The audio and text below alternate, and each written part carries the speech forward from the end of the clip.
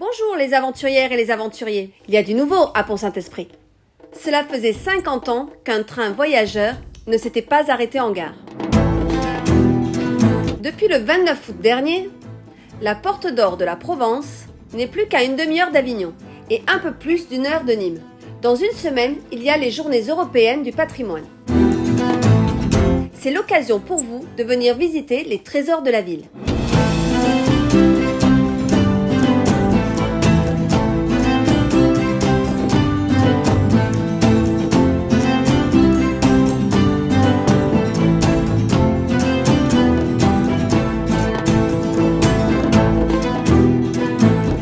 En arrivant par la gare, tout peut se faire à pied.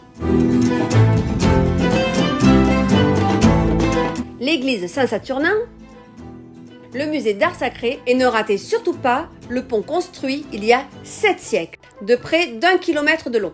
Il fut pendant longtemps le seul pont sur le Rhône, entre Lyon et la mer Méditerranée.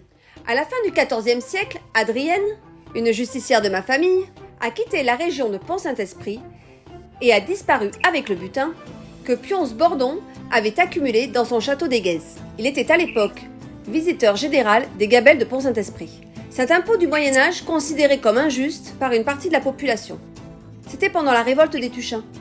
Adrienne s'est exilée en Espagne, puis plus tard en Amérique du Sud, et a disparu avec son secret sur le trésor et plein d'autres astuces pour apprendre à connaître et vivre avec la nature.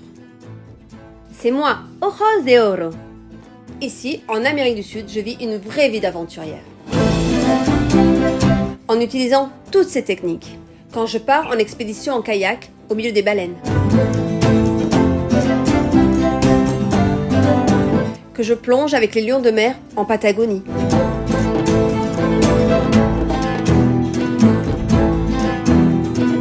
ou encore quand je pêche le piranha à la pleine lune en Amazonie.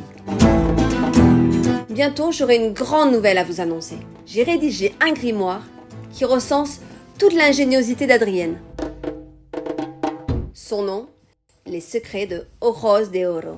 À très bientôt et profitez du train pour les Journées européennes du patrimoine. Jusqu'à la fin du mois de septembre, le billet ne coûte qu'1 euro.